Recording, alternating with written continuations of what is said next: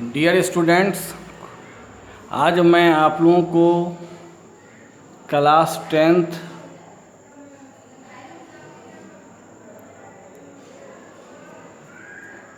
का फिजिक्स पढ़ाने जा रहा हूँ।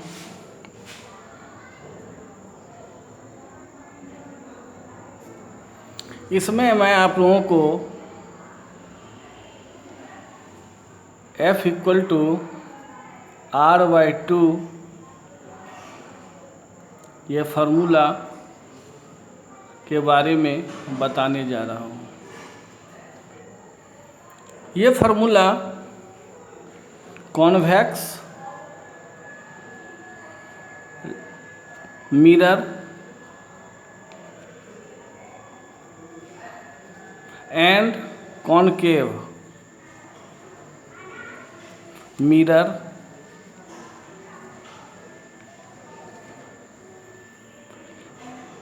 दोनों में ये फार्मूला हम देखेंगे। फर्स्ट ऑफ ऑल हम ये कॉन्वेक्स लेंस में देखते हैं।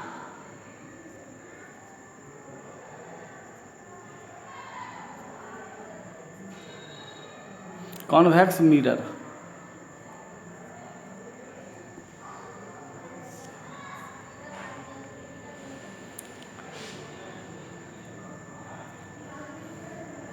ये एक कॉन्वेक्स मिरर है।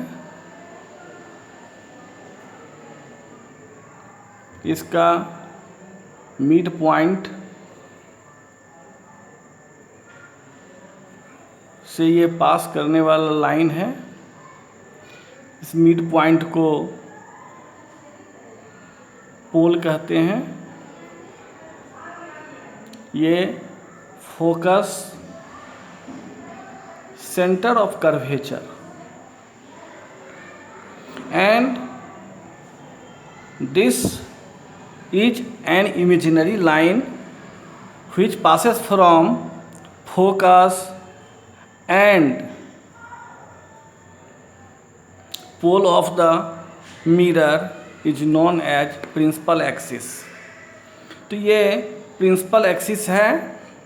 चलिए हम इसको लिख देते हैं XY। This is principal axis. तो हम इसके बारे में स्टडी करते हैं।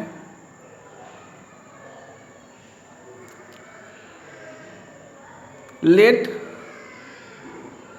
AB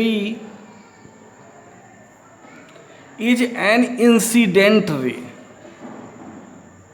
AB जो है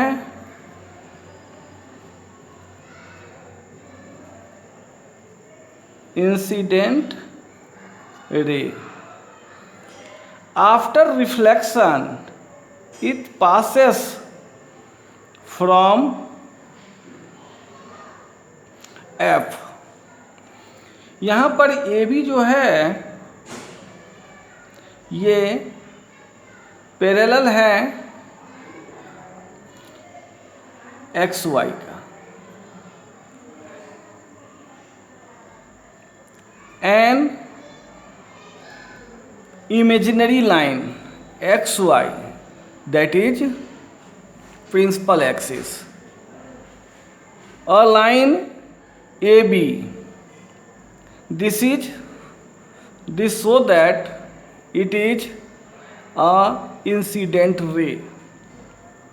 ये इंसिडेंट रे है और ये पैरेलल जो है AB जो है पैरेलल है XY।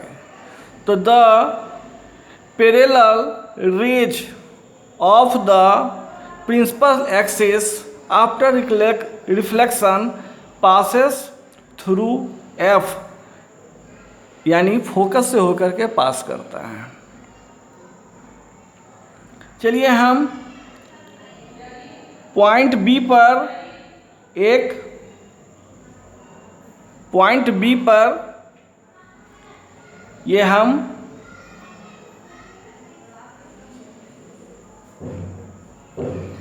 ये BC perpendicular to this mirror, यानी मिरर के बी पॉइंट पर अगर हम किसी भी सर्कल पर अगर किसी पॉइंट पर अगर हम डालते हैं परपेंडिकुलर, तो वह सेंटर से होकर के पास करता है।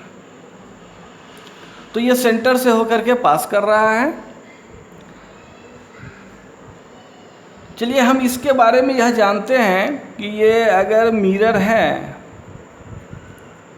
Incident ray, reflected ray, A B incident ray and B C reflected ray, और ये perpendicular to point B, this is known as normal. According to law of reflection, I equal to R, angle of incident equal to angle of reflection, that means I equal to are.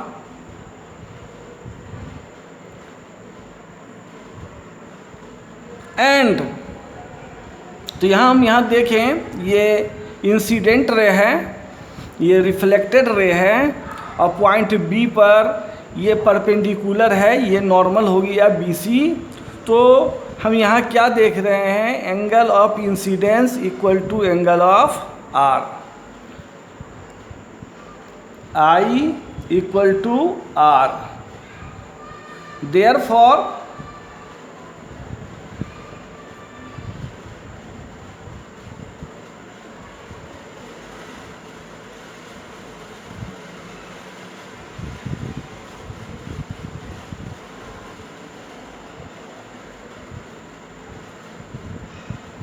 Law of reflection, I equal to R, तो I को हम अगर 3 letter में denote करेंगे तो angle A B C equal to angle C B F. This is first equation. चलिए हम अब आगे और देखें, but angle A B C equal to angle B C F. क्यों ये एंगल और ये एंगल क्यों इक्वल है? क्योंकि यह अल्टरनेट एंगल है। अल्टरनेट एंगल्स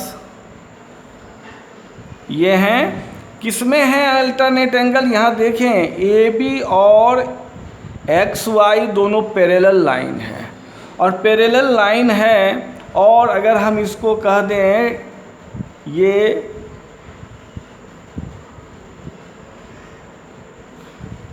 ट्रांसवर्सल लाइन है सी बी, तो ये क्या हो गया, ये और ये एंगल पैरेलल लाइन है। पैरेलल है तो ये एंगल और ये एंगल इक्वल है, क्योंकि ये अल्टरनेट एंगल इक्वल होते हैं। ये सेकेंड इक्वेशन है।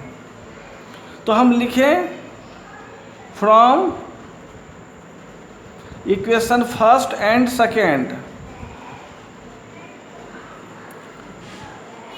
फर्स्ट और सेकेंड दोनों इक्वेशन को हम लेते हैं, तो क्या हो रहा है, यहाँ पर दोनों में ए बी सी दोनों में है, तो इसका मतलब जब दोनों ए बी सी के इक्वल है तो ये और ये एंगल भी इक्वल होंगे, यानी angle C B F equal angle B C F. अब यहाँ देखें, इस ट्रायंगल में ये ट्रायंगल बी सी एफ में क्या देख रहे हैं, ये दोनों एंगल इक्वल हैं। In triangle B C F, angle C B F equal to angle B C F. तो ये कब होता है, ये दो एंगल कब इक्वल होंगे, जब यह आइसोसेलेस ट्रायंगल होंगे, यानी दो साइड इक्वल हो गया, therefore C F equal to B F, C F equal to B F. अब हम लें if incident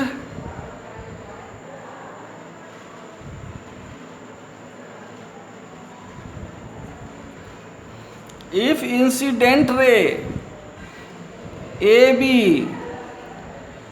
is very close to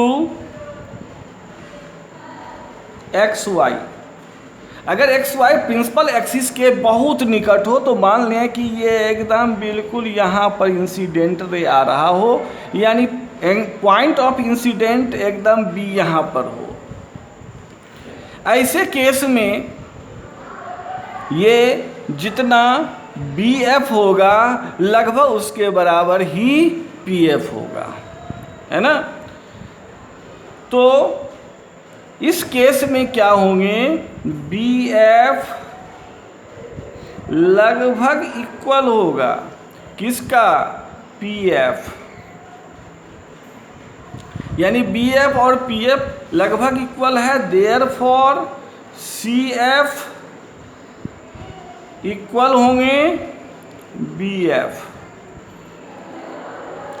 C F और B F, P F, C F और पी एफ दोनों equal होंगे। तो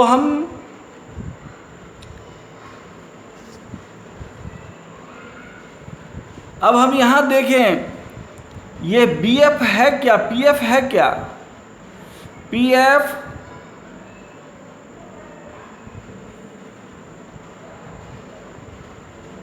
focal length, and focal length is denoted by small F, और P C है क्या, पी सी